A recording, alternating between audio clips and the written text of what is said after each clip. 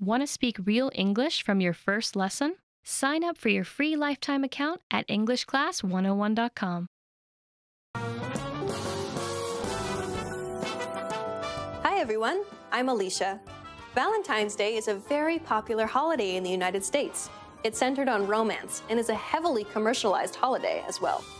During this time of year, married couples, partners, and sweethearts are encouraged to go out to dinner, spend some romantic time together, and generally acknowledge the importance of one another in each other's lives. This holiday is celebrated on February 14th every year. Valentine's Day is associated with a particular type of love from the High Middle Ages. Do you know what that type of love is called?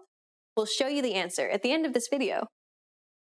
Valentine's Day is, among other things, a day when one partner is encouraged to essentially court their partner as they would before they were dating or married.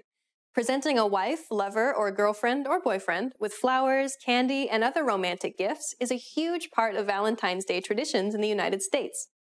During this particular holiday, the most romantic restaurants in any city will generally be booked solid. Valentine's Day is very important commercially in the United States due to the traditional gifts that sweethearts and married couples give one another. This is particularly true of the floral industry, as giving one special someone red roses on this day is more or less expected. Clothing, jewelry, food, and other items are also popularly given to sweethearts and spouses on this day. For some couples, Valentine's Day is when one member of the couple goes overboard to spoil the other and is delighted to do so. Valentine's Day celebrations can be very innocent in addition to being romantic. In schools in the United States, children are quite frequently encouraged to make and exchange valentines, more as gestures of friendship than anything else. This allows everybody to get in on the fun. In some cases, people in the United States who are currently single will do something special for a friend who means a great deal to them and to whom they want to express affection, even though it's not romantic affection.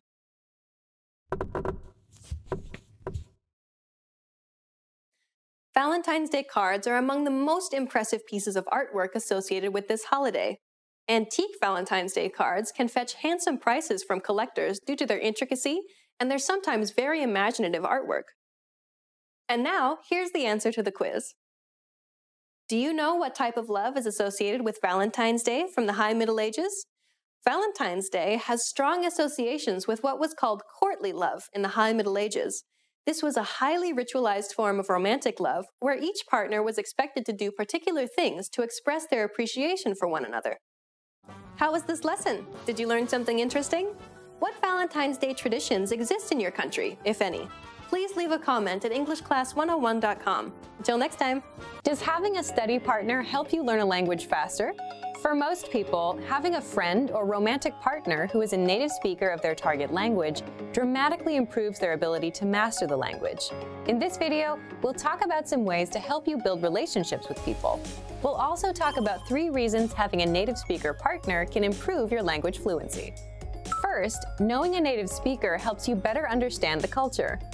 Knowing a native speaker gets you connected with the culture in ways that no lessons or textbooks ever could. Native speakers are better informed about the latest slang expressions and know interesting places to eat and hang out. Having a friend or partner who is a native speaker can dramatically improve your understanding of the language. In addition to language, you can learn about cultural practices, gestures, and relationships. Second, having a native speaker partner increases your exposure to the language. Practice makes perfect is a well-known expression that is certainly true for language learning. When you have a friend, romantic partner, or study buddy, you speak to them through text messages, phone calls, and basic interaction. These are all opportunities for you to practice the language. Making an effort to practice will help your vocabulary quickly expand beyond simple greetings, flirtatious words, and basic comments to deeper, more meaningful conversations. Third, a supportive partner is the best study aid you can find. We all make mistakes, especially when trying to learn a new language. But if you have a supportive partner, they can gently point out your mistakes and help you find better ways to express yourself. And if your native speaker study partner is also your romantic partner, your motivation will likely be even higher than someone who does not have a romantic relationship with a native speaker.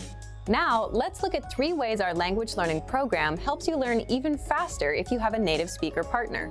First, all resources and materials are available in English and in your target language. Studying with a partner is special because it's an opportunity for both of you to learn a new language. That's why every single lesson, transcript, vocabulary list, and resource on our website is available in English and in your target language. You can learn from each other. Second, lessons are designed to help you understand and engage with culture. On our website, our focus is to help our students learn practical vocabulary and phrases that are actually used in everyday conversation. This means that from your very first lesson, you can start applying what you learn immediately. So if you want to go out to a restaurant, play games, or attend a social function with your partner, you'll have the vocabulary and phrases necessary to have a great time. Third, access to special resources dedicated to romantic phrases. If your study partner is your romantic partner, we have resources to help you communicate your feelings correctly. Our language learning program has special sections and tools to teach you love words, phrases, and cultural insights. Of course, please remember that simply being in a relationship is no substitute for studying. Communication is key to every relationship, whether romantic or not. If you fail to continue expanding your vocabulary and you stop learning the language on your own, your relationships may suffer or fizzle out. Without question, spending time with native speakers can help you dramatically improve your language proficiency. But this is no replacement for focused studying. It's essential to help facilitate better communication and master the language. So, if you're ready to finally learn a new language the fast, fun, and easy way, sign up for your free lifetime account by clicking on the link in the description. Signing up takes less than 30 seconds, and you'll start speaking from your very first lesson. If you enjoyed these tips, hit the like button, share the video with anyone who's trying to learn a new language, and subscribe to our channel. We release new videos every week. I'll see you next time. Bye! Being able to speak freely with native speakers is an amazing ability in itself. But being able to speak freely to a whole new group of people opens you up to possible new relationships. Most people don't realize that spending the time to build relationships in a foreign language can actually help you improve your language skills dramatically. In this video, we look at how making relationships in a foreign language can help you learn the language faster. The benefits of having friends and partners who speak a foreign language. First, it's motivational. One of the greatest struggles for anyone learning a second language is motivation. 9 times out of 10, learners start out their language learning journey with loads of enthusiasm, only to see it gradually wane over time. Try as they may, it's difficult to maintain the spark they once shared with their new language. So why not borrow energy from a different part of your life? When you make relationships with people in your target language, all the excitement of a new relationship carries directly over into your learning. Suddenly, you have a very rewarding reason to improve your skills and keep practicing. As your partner or your friends get involved, you will also have the advantage of a constant source of support and encouragement. Second, it makes language learning practical. Studying vocabulary and grammar is a vital part of language learning, whether you use a podcast, textbook, app, or find yourself in a classroom. However, as great as studying is, a language really only starts to come alive once you start using it in everyday life. There's a huge difference between a scripted conversation in a lesson plan and a real-life conversation with a native speaker. Building relationships with native speakers will give you the chance to talk in your target language often. Furthermore, it will be in a way that feels natural. You'll learn the words in the context, which is hugely important. Third, it's fun. One of the greatest benefits is that it allows you to practice without having it feel like practice. Oftentimes, you'll find yourself so wrapped up in the conversation that you forget you're using a foreign language. This takes a lot of the pressure off and helps you focus on communication over trying to speak absolutely perfectly.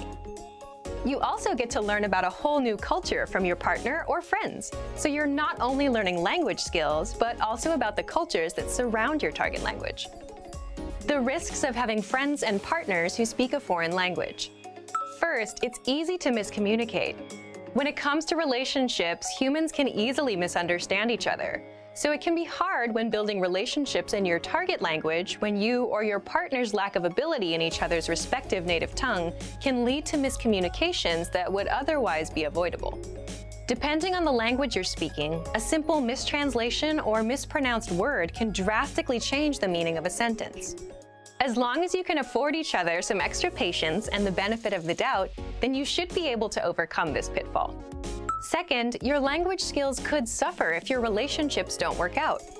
If all your language practice is wrapped up in one person and your relationship with that person doesn't work out, then your language learning could take a big hit.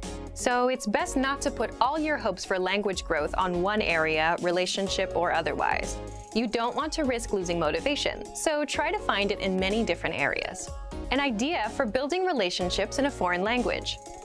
Make games out of getting to know one another. Sometimes, opening up in any new friendship or partnership can be hard. Add in the added struggle of a new language, and it can feel impossible to share your true feelings with others.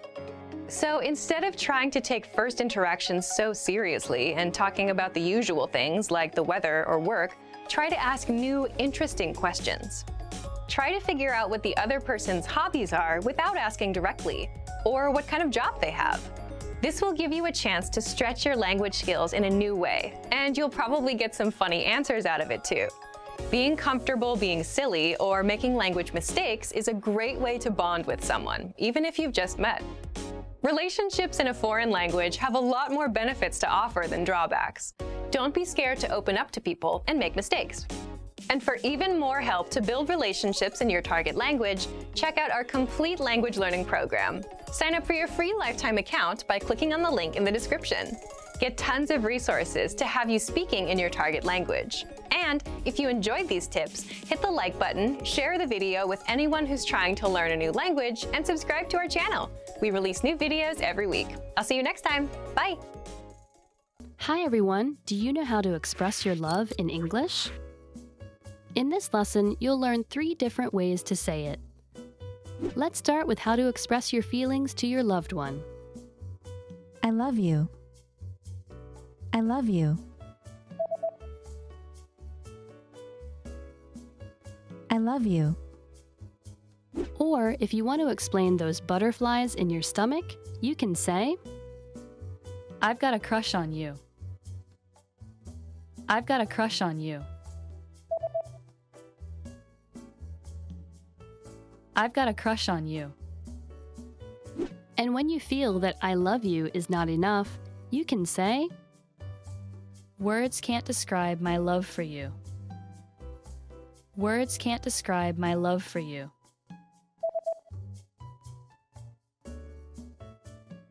Words can't describe my love for you. You just learned 3 different ways to express your love in English. Want to speak real English from your first lesson? Sign up for your free lifetime account at EnglishClass101.com. Maybe first you can pretend like you know the person from somewhere, okay? That always works.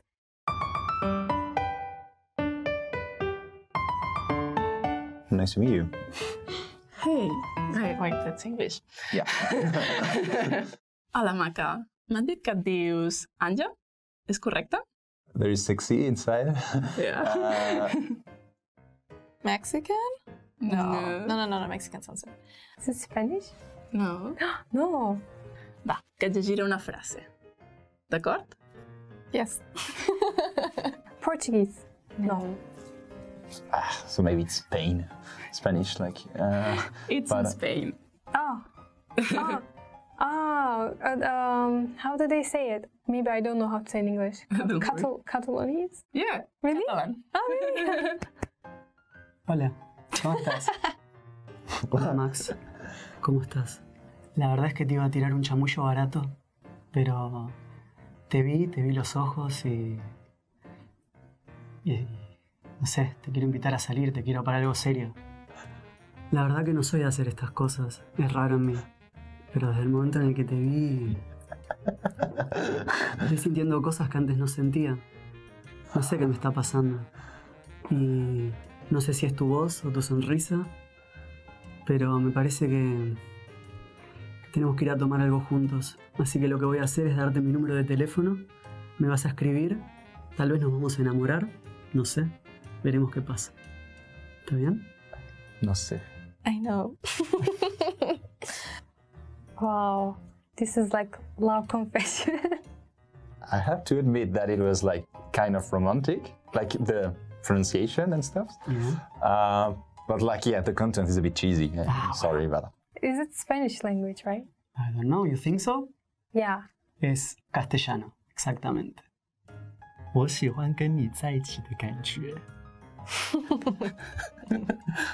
我能请你喝杯东西吗？你怎么那么可爱？ It was so sudden. I don't know. This is easy.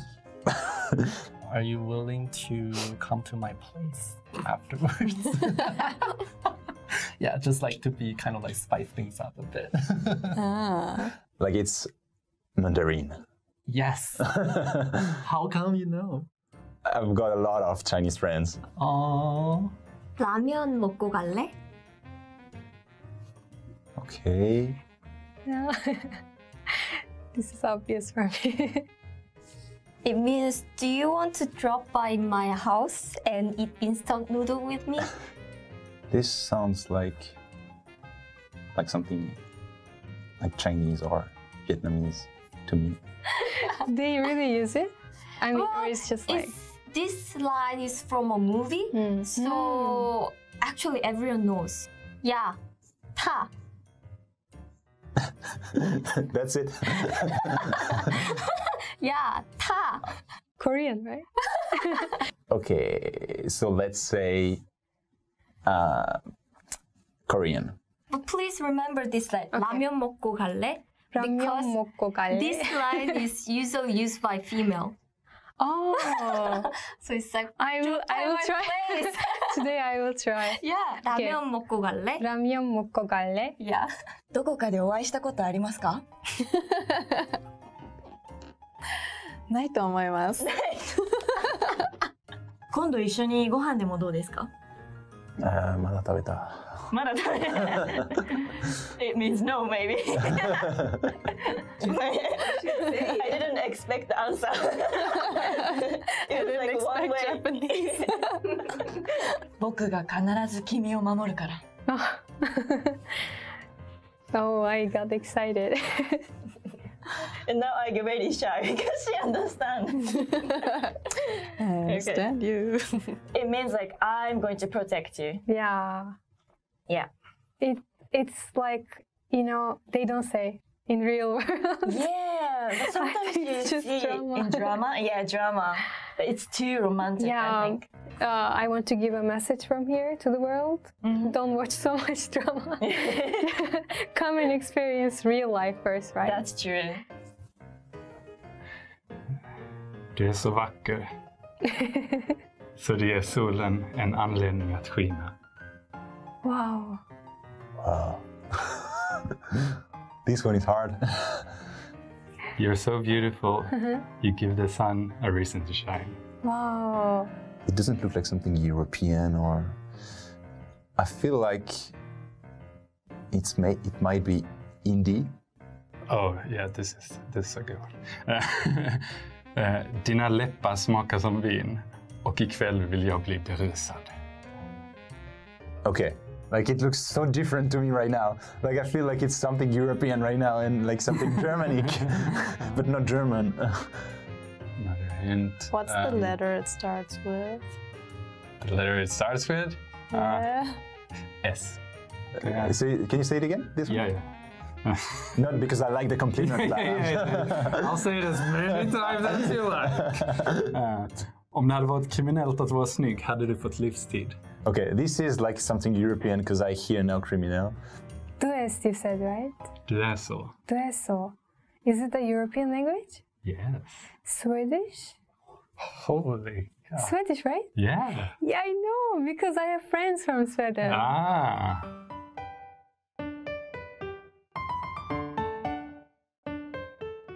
Hello again. Oh, you're a beautiful girl. You are a girl. I thought it was a girl. What, really? Hello. Oh, hello. Hey.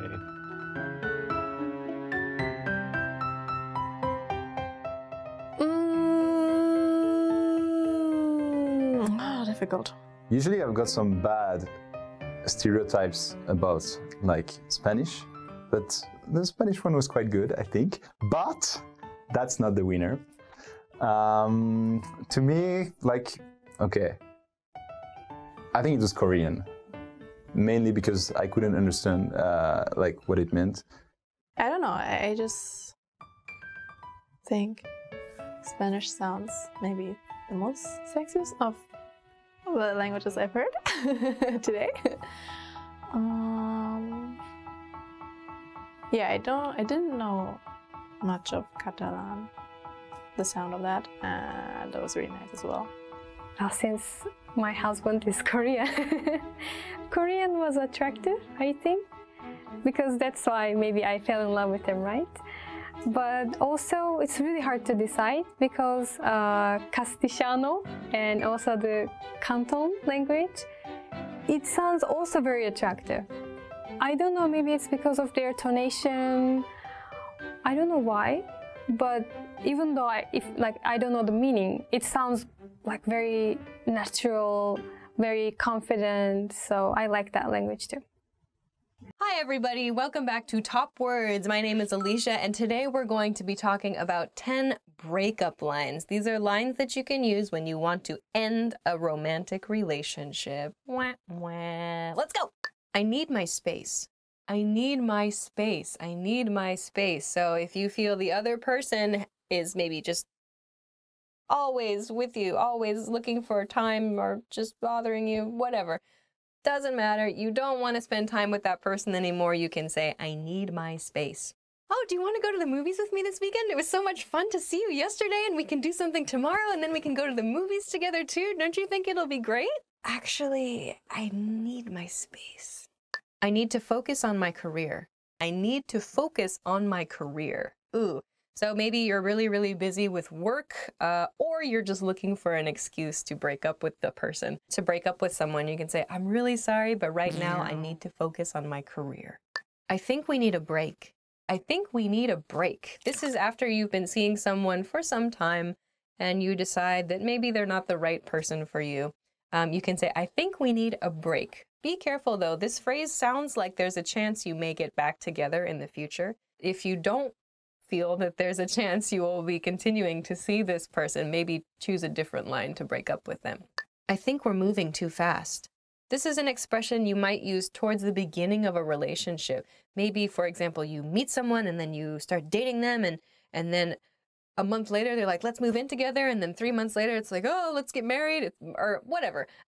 The pace of the relationship seems too fast. You can say, I think we're moving too fast. So if you say this phrase, maybe it doesn't mean that you want to break up, but just this pace is too fast for me. Let's slow down.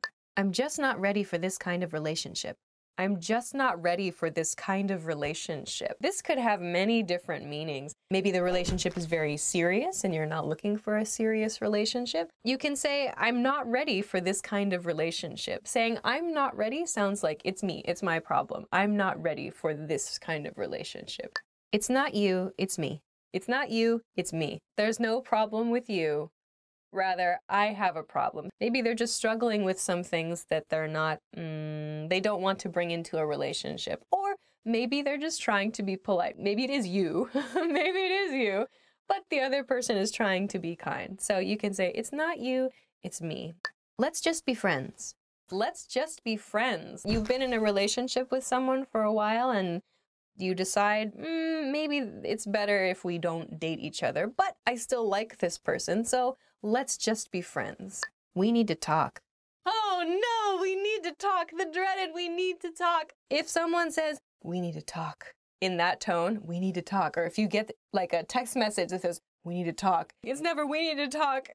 I want to get a puppy. It's never a happy thing. If you hear we need to talk, it's, oh no, something is bad in my relationship and I'm about to hear about it. Dun, dun, dun. So you can follow we need to talk with an actual issue that you need to discuss about your relationship, or it can mean the end of the relationship. You want to talk about ending the relationship. We should start seeing other people. The next breakup line is we should start seeing other people. Ouch. Means I don't want to see you anymore. One point about this. When we are in a relationship with someone, there are a couple of different verbs that we use. We use the verb seeing, to see someone, and to date, to go out with. Those are a few. So in this expression we see, we should start seeing other people. So it doesn't mean just like stand across the room. Oh, I see another person. I see you. Hey! Like, no, it means date. It means be in a relationship with. We use the verb to see for that. One of the things that is said about this phrase is that if someone uses the phrase, we should start seeing other people, there's a good chance that person is already seeing someone else. Ouch. Ouch. You deserve better.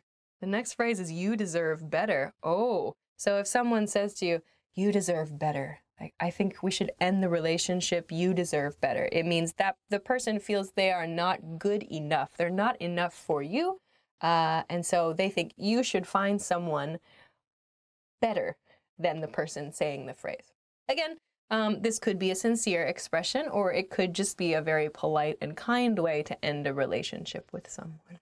That's the end. Those are 10 phrases that you can use to break up or to discuss a serious matter in a relationship. I hope that you don't need to use these words, and I hope that you don't have to hear these words, but in case you do, those are some of the things that the other person might be trying to communicate. So thank you very much for watching this episode of Top Words. Please, please, please be sure to subscribe, and we will see you again next time for more fun stuff. Bye! So depressing, we should start seeing other people. If I say it in a happy voice, it doesn't seem so sad. Welcome back to Top Words. My name is Alicia, and today we're going to talk about the 10 most romantic things to do on a date. So, let's go. Candlelit dinner. The first phrase is candlelit dinner, a candlelit dinner. So there's a candle, and that's the light. So candlelit is refers to like your dinner is lit, or you see your dinner by a candle. Like, so it's very, very dim. The light is very low. That's the image of a candlelit dinner. In a sentence, candlelit dinners make me nervous. That's true. When I came home, there was a candlelit dinner on the table. Go for a long walk. The next expression is go for a long walk. Go for a long walk, this could be a good thing. So it's just as it sounds. On your date, you go for a walk somewhere, presumably in a nice location or in like in a quiet location. It's a little strange to go for a long walk down like a busy street. The idea of go for a long walk is that you have a chance to speak to the person that you're on a date with. In a sentence, I think going for a long walk can be nice sometimes. In this sentence, we went for a long walk around the city at dusk. Go bowling. The next expression is go bowling. So if you like maybe very, very casual or kind of even sport-ish dates, you can go bowling for your date. So in a sentence, I don't think I've ever been bowling on a date. Maybe I have. I have been bowling. I don't know if I have been on a bowling date. I don't know, I feel like I'd be too preoccupied with like wanting to win the game and I wouldn't be focused on my date. We go bowling every Sunday. Go to the aquarium. Yeah, okay. The next expression is go to the aquarium. Ah, that's kind of a nice idea. I would say go to the aquarium or like maybe go to a museum. Both of those are maybe nice ideas. So it's just a place you go, maybe you can learn something with the person you're on the date with, or you can see something you're both interested in. So I think going to the aquarium sounds like a fun idea for a date. In this sentence, oh, I pet a stingray at the aquarium. Have you ever done that? Like in those little petting pools, like the stingrays, they have like stingrays. This is my stingray impression, by the way. Like they have stingrays kind of like hanging out in there. And as they kind of stingray by, as they swim by, you can touch them and they kind of are like slimy, but like they're like kind of dangerous. They have, well, there's like manta rays and then there's stingrays, but I think with the stingrays, the ones that are poisonous, this is their tail stinging you. I don't know why. Stingrays are like so adorable. My stingrays are awesome, let me tell you. But I think that like they remove the stingers from them so that like they can't actually hurt anybody. Or I don't know, there's something they've done. They've also got like other like weird touchy things for kids to feel in those little like touchy ponds. I've done like those. Touchy ponds. But anyway, that's a cool idea for a date. Let's go. Go to the opera. The next expression is go to the opera. Go to the opera sounds like a very formal date idea. I think I would be very nervous if I went on an opera date. So to go to the opera, you have to like, you know, be nicely dressed and you go listen to people sing in a language that you probably don't understand, and then you are like, wow, that's pretty much how I would experience an opera, I think. So let's see, in a sentence, I think going to the opera could be really interesting, but I don't know if I would enjoy it for a date. In this sentence, we got dressed up and we went to the opera. Go to the zoo. The next one is go to the zoo. Go to the zoo. Going to the zoo is probably a popular date idea, I imagine. All right, in this sentence, I don't like going to the zoo because of the smell. Have a picnic. The next expression is have a picnic. Have a picnic is kind of like a classic date thing, I think. I don't know that I would do this now necessarily. Like, I have picnics with my friends. I've had picnics one-on-one with my friends. But I think it was because they were my friend that I was comfortable. I think a picnic date with wine, cheese, and meat and dessert would be fantastic. We hiked up the mountain and had a picnic at sunset. Have dinner and see a movie.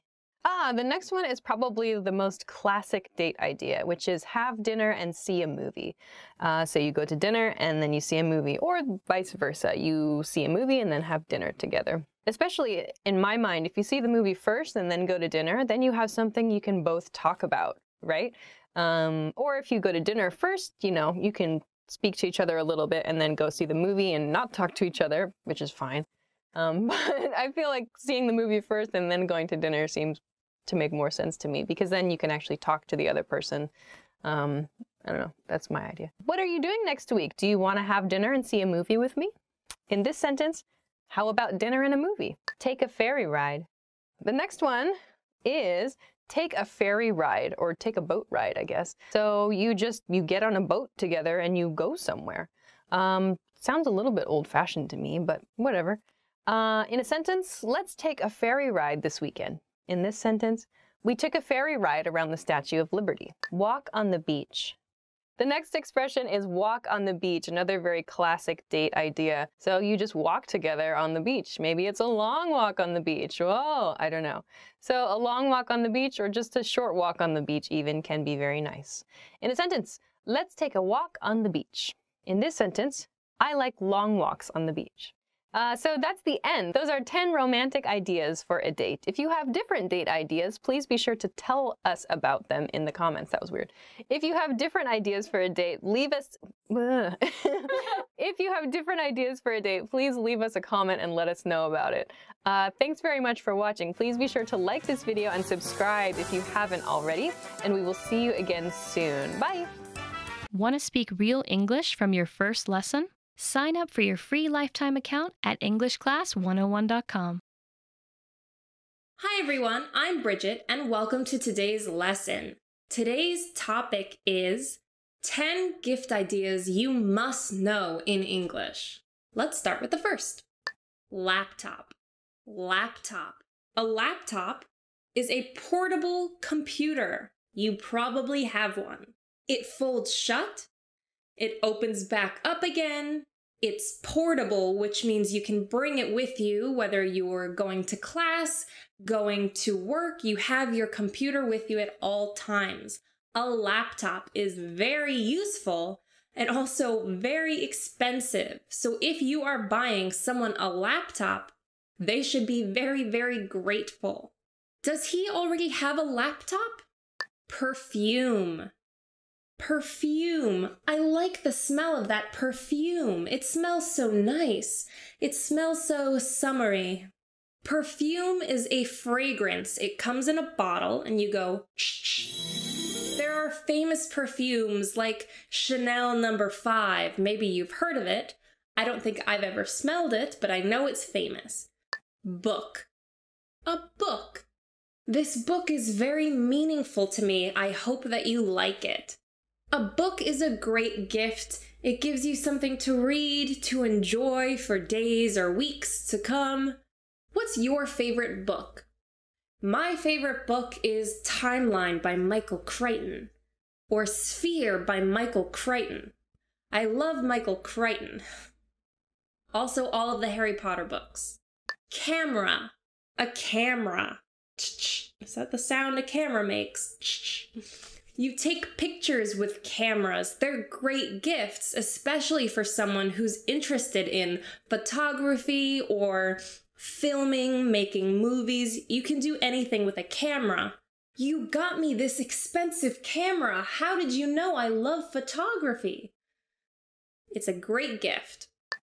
Smartphone. A smartphone. My little cousin is so spoiled. He's had a smartphone since he was 7. A smartphone is a cell phone that has extra capabilities. For example, you might know of the iPhone, which you can look at the internet, take a bunch of pictures, FaceTime people. It's a smartphone. It makes for a great gift because everyone wants a smartphone. A game console. Game console.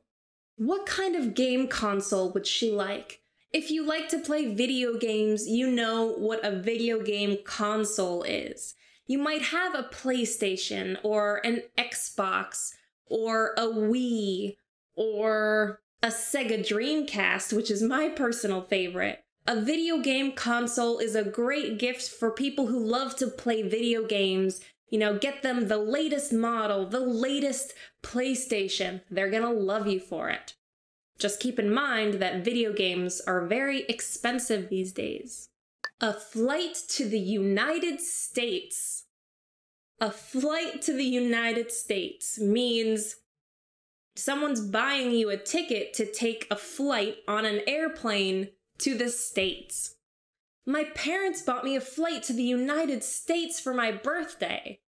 To someone who doesn't live here, that sounds like a really exciting gift, especially if the United States is a country you've always wanted to visit. You can see New York City, where I live. You can see Los Angeles. You can see Texas. And where else is there? There are a bunch of different famous places that you might want to visit in the United States. And you can practice your English because everyone speaks English here. A watch. A watch. I bought him a nice watch that he can wear to work. I like to keep my watch facing inward so that I can secretly check the time when I'm bored and want to know how much longer I have to be somewhere. A watch. You can buy cheap watches like this one, or you can buy expensive watches like a Rolex. You've probably heard of a Rolex. Watches are great gifts. Jewelry. Jewelry. For our anniversary, I bought her some nice jewelry. Jewelry can be earrings, could be a necklace, can be a bracelet, some rings. Jewelry is what you wear to look prettier, to look flashier. It adds a nice touch to an outfit. If you have nice earrings, it might make your outfit look better. You'll feel better. So buying someone jewelry is a very thoughtful gift, but sometimes it can be expensive, especially if you're buying gold or silver. The real stuff can get expensive, but it's a good gift for the beautiful women in your life, or men who like wearing maybe gold chains or some sort of jewelry.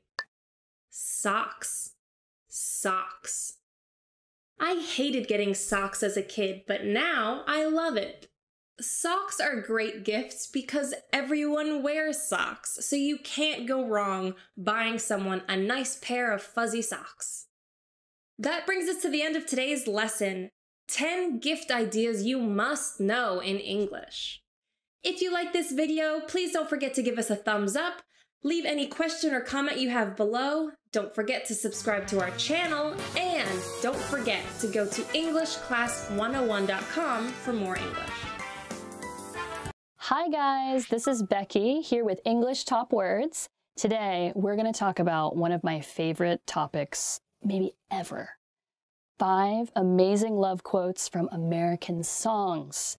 And I'm going to sing for you a little bit of these quotes. Real singing right here. Let's stay together. Loving you whether times are good or bad, happy or sad. Al Green from Let's Stay Together. Our first amazing love quote is from Al Green, from his song, Let's Stay Together. Now, first, I'm going to say it for you, then I'm going to sing it, okay? Let's stay together, loving you, whether times are good or bad, happy or sad. Now, for Al Green, it's very important that you get very, what we call groovy. You gotta feel the groove. And this chorus, it comes from the chorus. Let's stay together, loving you whether times are good or bad, happy or sad. Thank you, Al Green. That was beautiful, Al Green. Love it every time. Nice slow song playing on a Friday night with your girlfriend or boyfriend. So this quote, I love it because it means that Al Green, or whoever is singing it to you, is going to love you no matter if it's good times or bad times, if you're happy or if you're sad. And it kind of reminds me of the classic American wedding vows that we say.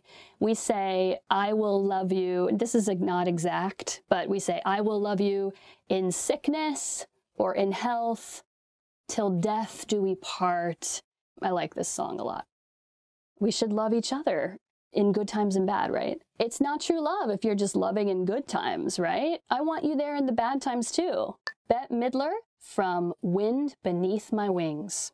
Our second amazing love quote is, you are the wind beneath my wings. We first heard this from Bette Midler in her song, Wind Beneath My Wings. Now, this is a very beautiful song it comes from a movie called Beaches that was about two basically best friends. So she's singing this to her best girlfriend, and she's saying, you are the wind beneath my wings. In fact, you are the person who gives me this feeling that I can fly, and you support me so that I feel like I can fly. So you're the wind kind of beneath my wings. And this line is in the chorus, repeated many times in the song. And it goes like this. Did you ever know that you're my hero? You're everything I would like to be. I can fly higher than an eagle, for you are the wind beneath my wings. Something like that. I love that movie. That movie will make you cry, by the way. Girls, get the tissues ready. Oh, and then the spell was cast, and here we are in heaven, for you are mine at last. Etta James from At Last. Okay, our third amazing love quote is Etta James. This is from her song At Last. Oh, and then the spell was cast, and here we are in heaven, for you are mine at last. Now let me talk for a minute about the phrase, the spell was cast. It's kind of like a witch that can cast a spell on you. And so if you have a spell cast on you, it's like you are under this command from someone else, and you are acting different because they made you do something. But it's like you're so in love with this person that it's like you'll do anything for them. You're under a spell, you know, we might say. And so it's like we're in heaven together. It feels like we're in heaven. I've been waiting so long to be with you. Here we are. You are mine at last. Now, this may not surprise you, but this is a popular wedding song. Etta James sang this, I want to say back in the 1960s. I might have that wrong. But it also became popular from the Beyonce movie a few years ago, where she played Etta James, and Beyonce sang this song as well. This quote is right in the middle of the song, so don't be surprised when I start very strong here. Here we go. Oh, and then the spell was cast, and here we are in heaven. For you are mine at last. There's a lot of quaver in the voice in that song. Actually, it does come at the end of the song. Sorry, not the middle, but Beautiful song. Recommend that song At Last. Check it out by Etta James. I keep the ends out for the tie that binds. Because you're mine, I walk the line. Johnny Cash from I Walk the Line. Our next amazing love quote is from Johnny Cash, one of my favorites. The quote is a little difficult, I think, so listen closely. I keep the ends out for the tie that binds. Because you're mine, I walk the line. The tie that binds means like a tie or a connection to someone. You're bound to that person. And Johnny actually wrote this song for his first wife, Vivian, as kind of a promise to her that he would not cheat on her on the road. So by this lyric, he's saying, I keep my eye out in case anyone, I keep the ends out here, he says, there's like his eye. I keep my ends out for any potential connection. I don't want to be connected to anyone else. Because you're mine, I walk the line. Now, walking the line means like to follow a strict line or path and not go out or away from that line, to follow the rules, basically. Because you're mine, I'm following the rules. I am keeping my eye out in case I make any connections that I'm not hoping or wanting to make. I keep the ends out for the tie that binds. Because you're mine, I walk the line. Sorry, Johnny, had to go high on that one. Johnny did not follow those rules. In fact, when he met his second wife, June Carter Cash, who turned out to be the love of his life, and on the day he met her, he said, "You're the woman I'm gonna marry someday." My baby don't care for shows. My baby don't care for clothes. My baby just cares for me. Nina Simone from My Baby Just Cares for Me. Oh my God, I love this song. Oh my God. Oh my God, I love this song. The next amazing love quote is, I'm going to say it's my favorite. I just love this song. It's by one of my favorite singers of all time, Nina Simone. Absolute legend. Wonderful pianist. Okay, here's the quote. My baby don't care for shows. My baby don't care for clothes. My baby just cares for me. Now, maybe by the end there, you realize my baby is not her actual baby, like baby, no, this is her lover, her love interest. So she's saying, my baby don't care for shows. My baby doesn't care about going to plays or maybe movies. My baby don't care for clothes. My lover doesn't care about buying the latest fashion trends.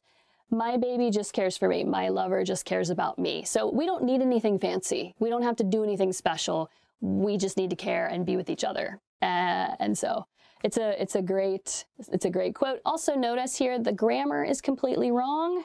My baby don't. You should say my baby doesn't. But this is for a stylistic flair, if you will. So here is part of this amazing song. Here we go. My baby don't care for shows. My baby don't care for clothes. My baby just cares for me. Oh, where is my piano backup? That song is gorgeous. Please check out the whole song. Thank you for listening to these 5 amazing love quotes. I hope you enjoyed all the singing as well. I love karaoke. Let's go together sometime. If you like this video, please hit the thumbs up button and subscribe. If you want to learn more English, we have so much more information for you over at EnglishClass101.com. We have more video content with lesson notes and lots of audio podcasts for you to download as well to learn on the go. Go on over and check it out. Thank you so much and see you next time. Bye! Because you're mine. Oh, too low. Let's try it again. Johnny, it's too low. Now let me talk a bit at... Oh, I love this song. Hi everyone, my name is Bridget and welcome to today's lesson. The topic for this lesson is top 10 pickup lines to use at your own risk. Let's get started. Did it hurt when you fell from heaven? Did it hurt when you fell from heaven? The way this pickup line is typically said is, a guy goes up to a girl and says, did it hurt? And the girl says, did what hurt? And the guy says, when you fell from heaven. This one is so bad it's good. A lot of people will hear it and laugh. Did it hurt when you fell from heaven is implying that you are an angel or you're just so wonderful. So it's a very easy way to flatter someone. Next one. Are your feet tired? Because you've been running through my mind all day. Are your feet tired? Because you've been running through my mind all day. This is yet another cheesy pickup line. When you say you've been running through my mind all day, it's another way of saying I can't stop thinking about you. So this is a fun way to tell someone I haven't been able to stop thinking about you. You've been running through my mind all day. You're so hot, you would make the devil sweat. The next one is one I've never heard before, but here it goes. You're so hot, you would make the devil sweat. Telling someone he or she is hot is a way of saying he or she is attractive. You're hot. She's hot. He's hot. In English, especially American English, we use hot to describe someone who is physically attractive, whose body looks good. So if you tell someone, you're so hot, you would make the devil sweat, is drawing a comparison between the word hot used to imply someone looks good, but also hot like, whew, super hot. What number should I call to say goodnight to you later? Next one. What number should I call to say goodnight to you later? This is a very presumptuous thing to say. It's a sly way of asking someone for their phone number. Oh, what number should I call to say goodnight to you later? It's saying, can I have your phone number? What number should I use to say goodnight is essentially saying, hey, I'm going to call you later. Can I have your number? Someone should call God because heaven is missing an angel. Next one. Someone should call God because heaven is missing an angel. This is a very silly pickup line to tell someone that they are angelic and so wonderful and beautiful. Someone should tell God that an angel is missing because here you are, you're an angel. It's a big, huge way to flatter someone. It's very silly. It would probably make the girl laugh.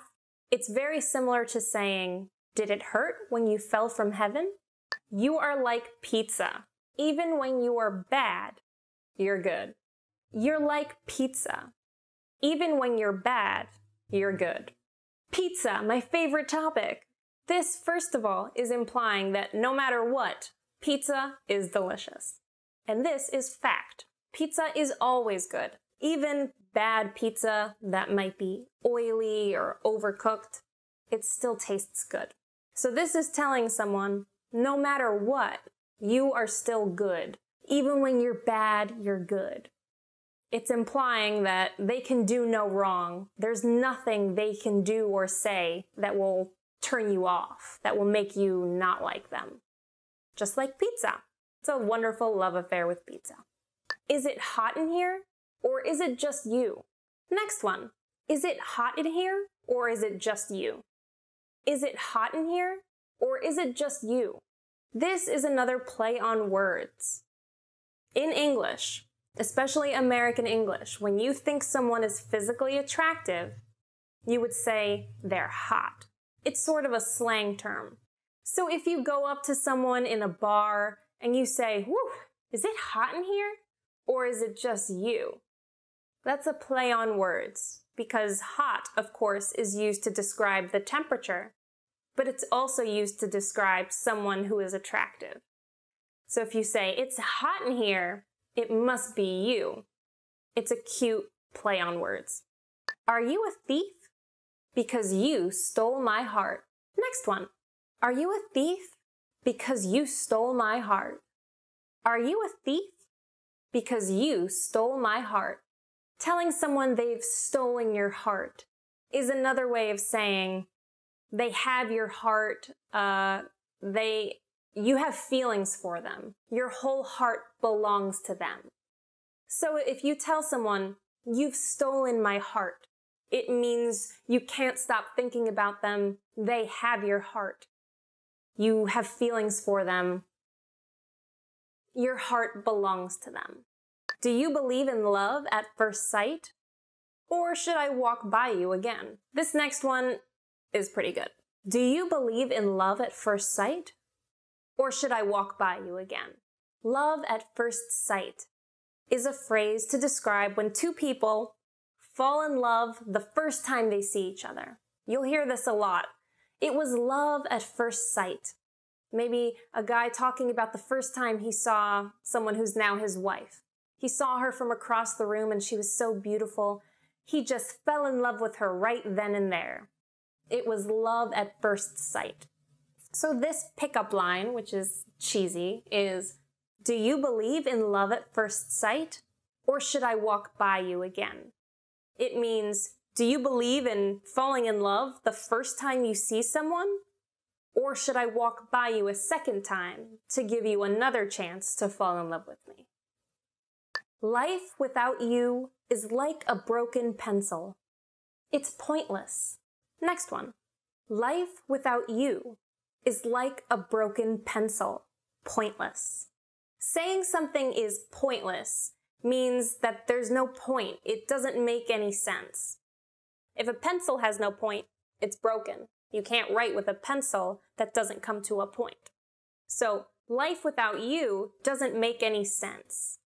Life without you is pointless. Life without you is like a broken pencil. It's pointless. Well, that brings us to the end of today's lesson. Want to speak real English from your first lesson? Sign up for your free lifetime account at EnglishClass101.com. Hi everybody, welcome back to Top Words. My name is Alicia and today we're going to talk about 10 words and phrases for dating and romantic relationships. Let's go. Like. The first word is like, the verb like. We use like when we initially develop feelings for someone. So we can say like, I really like the girl in my class, or I really like the boy in my class, for example. So like is like the first feelings of like simple attraction, to like someone. This is a word that's used a lot by children, like junior high school or maybe high school aged kids.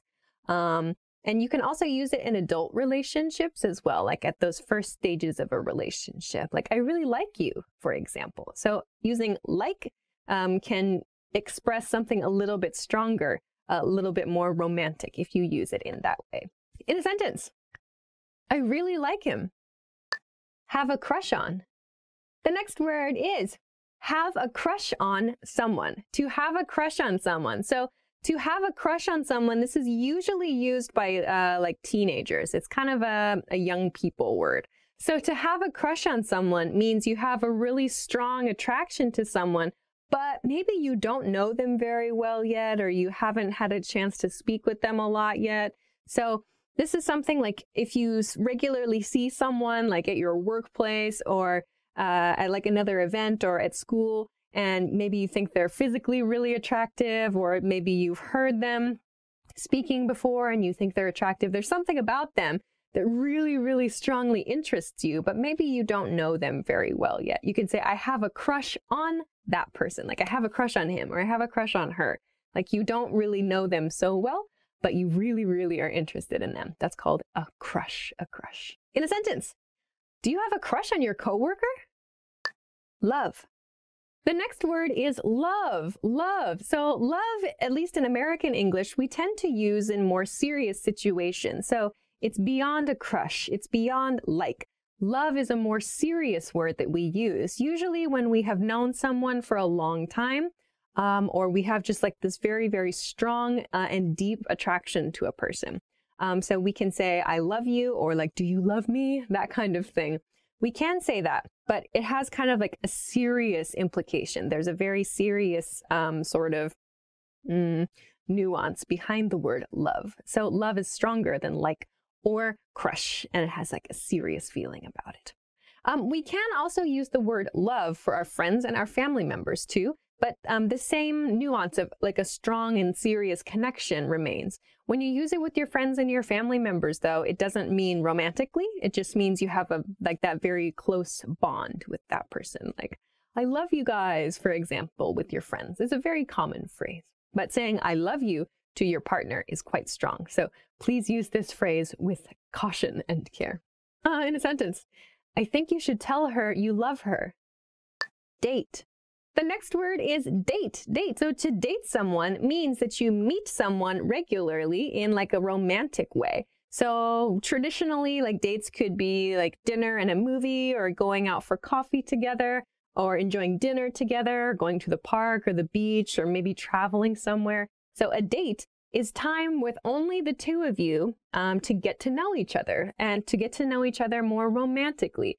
So we can use the word date a little bit loosely. If I say, for example, I'm going on a date with my girlfriends today, girlfriends in the plural, it means I'm going out for a fun afternoon maybe, or a fun evening with the women in my life who are closest to me, very close to me, my girlfriends, so my close girlfriends. So we can use the word date for friends as well. But if you say like, I'm going on a date with my boyfriend, or I'm going on a date with my wife, it sounds like intimate time for the two of you to be together. A date. A date can be used as a noun, and we can use it as a verb, like how long have you been dating? In a sentence, we've been dating for about 6 months. See. The next word is see. See. This is an important word, at least in American English, because it means to be in a relationship with someone.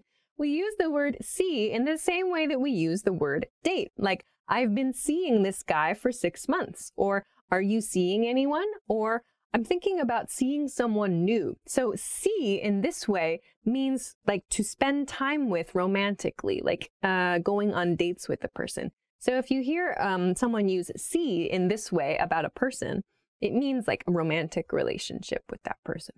In a sentence, are you seeing anyone? Exclusive. The next word is exclusive. Exclusive. So exclusive, depending on the relationship and depending on how you know that person, exclusive means you are only seeing that person. So perhaps when a relationship is not so serious, maybe at the beginning stages, maybe you or your partner perhaps might have, I don't know, someone else in their life that they're thinking of maybe dating seriously, or maybe there are a couple of other people that you might be thinking, I could see myself spending time with that person seriously. But again, every relationship is different. I don't know. But some people might use the word exclusive to mean I only want to see this person and I want this person to only see me. Like to be exclusive means like these two people only see each other. They are exclusive to each other, essentially. Some people have exclusive relationships. The opposite then of an exclusive relationship could be an open relationship. Some people agree to have an open relationship where their partners can see other people. I don't know. There are many people in the world. Break up.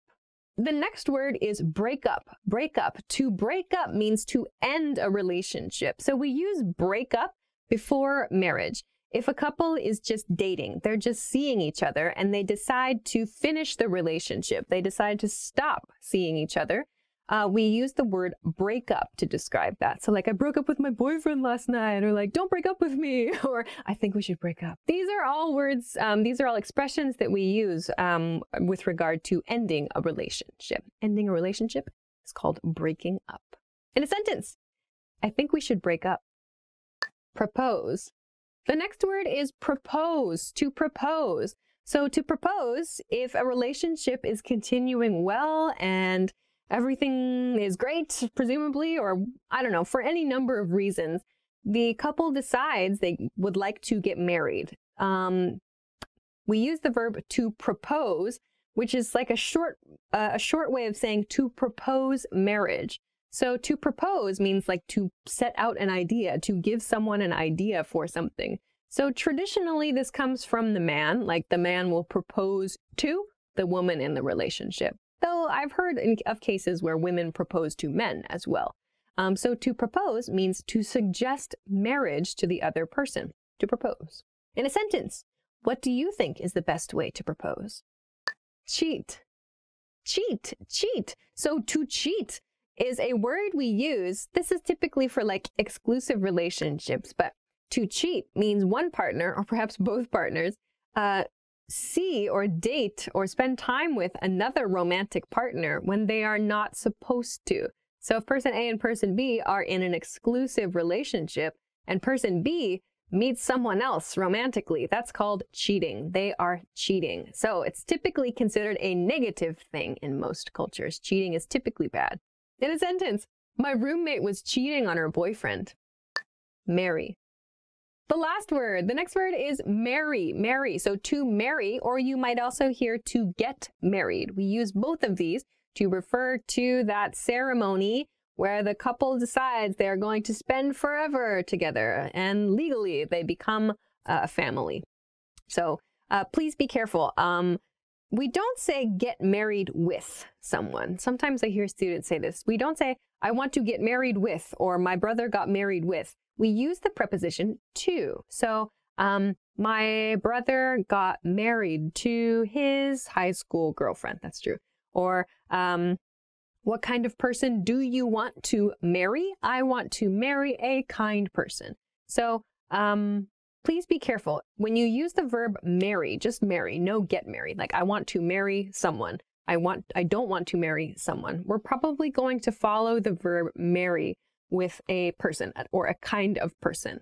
If we're saying I want to get married, we'll follow it with to, the preposition to, and then the extra information. So I want to get married to a certain kind of person. You can also describe the location of like a wedding. Like I want to get married in a church. I want to get married on the beach. So keep in mind there's some variation. There are many different ways we can use marry and get married. But those are just a couple points. In a sentence, my friend has finally decided to marry his longtime girlfriend.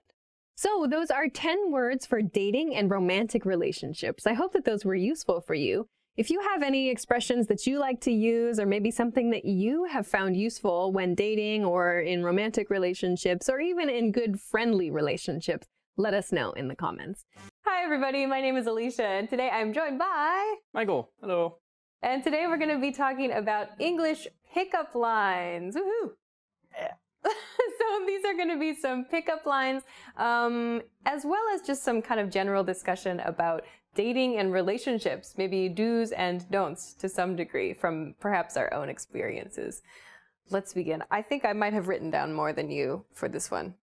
I don't know. An expert in the subject? No, I'm not an expert, but just I just a lot of things popped up into my mind. Okay. I'll start with one that I feel like is kind of a classic one for both men and women to some extent. It's the phrase, can I buy you a drink? Can I buy you a drink? Not necessarily good nor bad, I don't think. But I feel like this is one if you just walk up to somebody out of nowhere and say this, it's a little weird.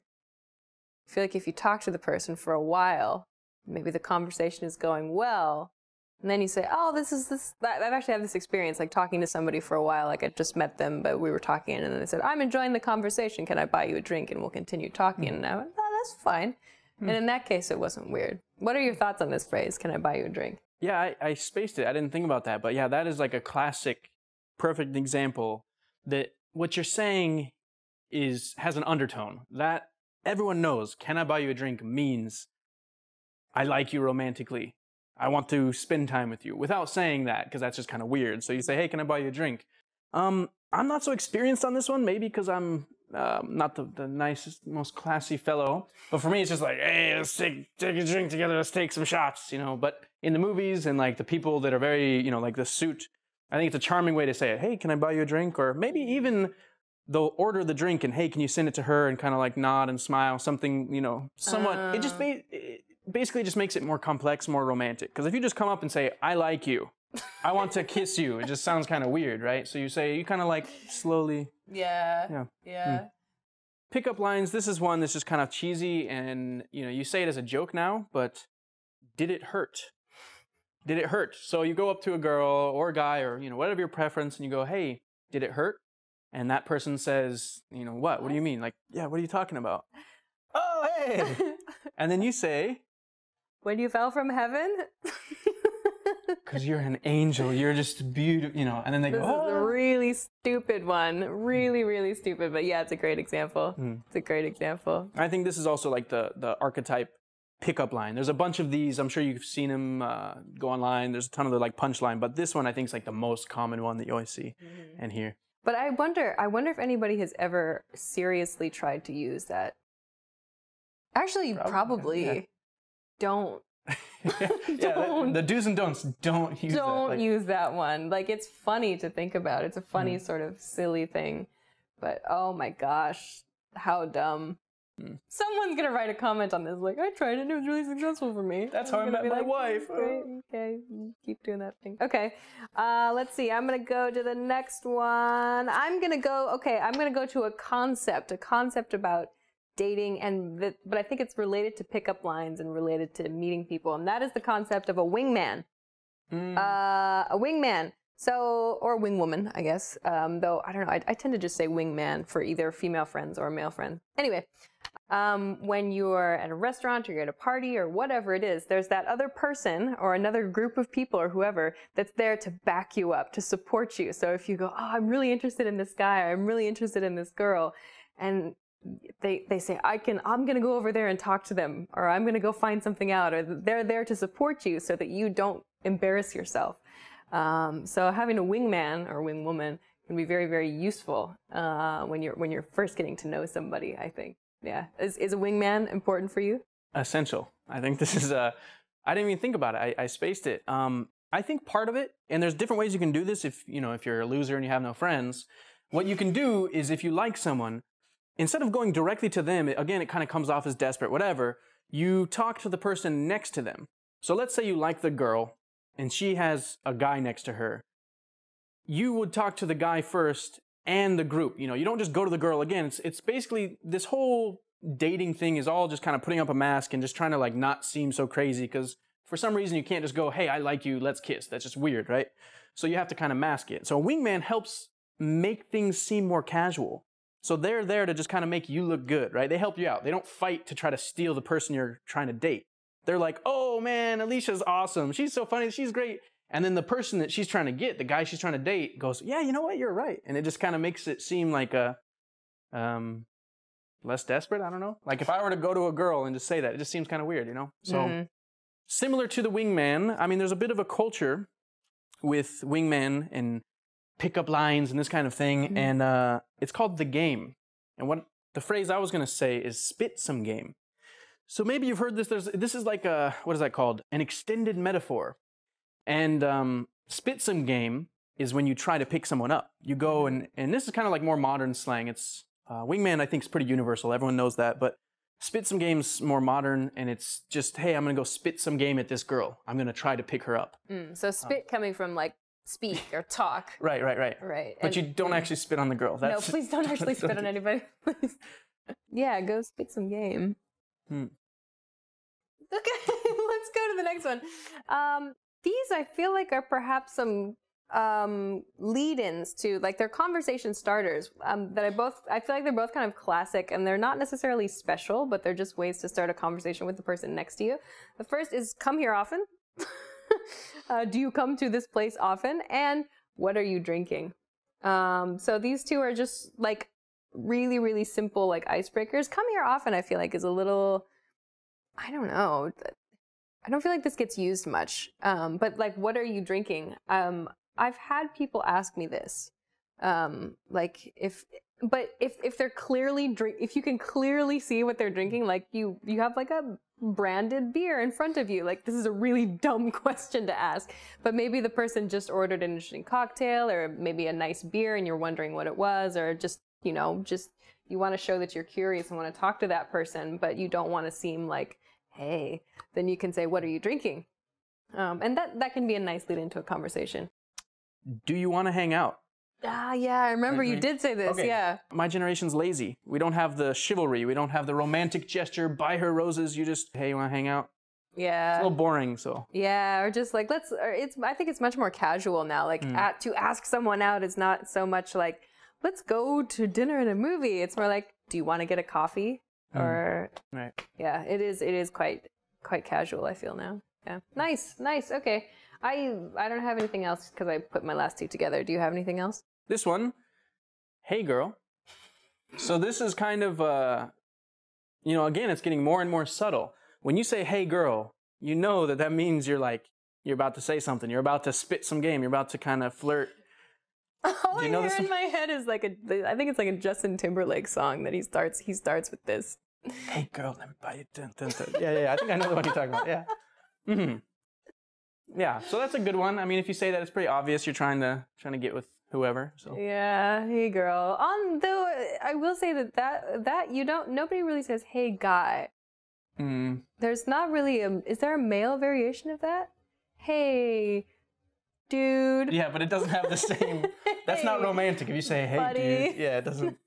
Hey dude. Yeah, it doesn't really sound that way. Hey. Handsome. Hey handsome. That's handsome. The one you see. Yeah. Handsome. Yeah, you could use that, but that you probably, if you say that, you're gonna sound really, really like straightforward, like maybe a little bit too much. So if you go into it then the other person probably. You could say anything with that face. You could say anything that just like. Do you like potatoes? Cinnamon bits.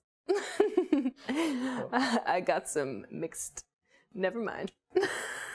I was gonna say a thing. No, yeah, that one. Sorry, I was looking there. There's a bag of mixed nuts on the table, and that was the first thing I saw. So. Okay. Oh, I'm gonna embarrass myself if I keep talking. Okay. So those are we talked about some pickup lines. We talked about ways to not ask someone out, ways to ask someone out, ways to start a conversation, ways to continue a conversation. So go out and spit some game. Do you have any last tips, or do you have any other tips for dating? No, man, I'm horrible. I'm horrible for advice. Don't take any of my advice. Don't listen to us. We're terrible at all of the things. All of the things we just talked about, we're terrible at because we are human. Wow. Okay. Well, give them a try if you like. Good luck with that. Let us know how it goes. If you try it out, I would love to hear those stories. That would be fantastic. Thank you very much for joining us today for this episode of English Topics, and we will see you again soon. Bye. Where am I? What is this? Oh, an iPad. Welcome back to Weekly Words. This week, let's talk about love idioms. To be head over heels for someone. To be head over heels for somebody means that you're really interested in them. Maybe you've just met them and you can't stop thinking about them. First love, butterflies in your stomach sort of thing. That's kind of an idiom too, I suppose. He was head over heels for the girl that he met at the party the week before. We're building a story here. Oh no, our story. What's going to happen next in our story? To be on the rocks. This phrase means to be having problems in your relationship. It means that you're struggling or having trouble. In a sentence, my friend told me about that girl that he met at the party last weekend, and he said they went out for a few dates. Wow, this is all happening so fast. They went out for a few dates, and now they're on the rocks. Okay. Next is to be an item. To be an item just means to be in a relationship with somebody. If you're officially in a relationship with someone, and your friends might say you're an item now. To continue our little story. Even though my friend said he was on the rocks with that girl he met at the party a few weeks ago, it seems that they are now an item. This is weird. This is really weird. The next one is to pop the question. To pop the question means to ask someone to marry you. Yeah. Remember that girl that my friend met at the party like a couple years ago? Yeah, he finally popped the question to his girlfriend. Means he asked her to marry him. The next one is to tie the knot. To tie the knot means to get married. So two people come together and tie a knot. They won't be separated, in other words. So maybe this is the end of our story. I don't know. So my friend ended up tying the knot with the girl that he met at the party a few years ago. And I don't know what to say. I feel like I should wrap up that story, but I'm not gonna. So those are some actually pretty useful words and phrases that you can use to talk about relationships. Give them a try with some people that you know. Thanks for joining us for this week's Weekly Words. I will see you again next time for more interesting stuff. Take care. Bye-bye. Want to speed up your language learning? Take your very first lesson with us. You'll start speaking in minutes and master real conversations. Sign up for your free lifetime account. Just click the link in the description.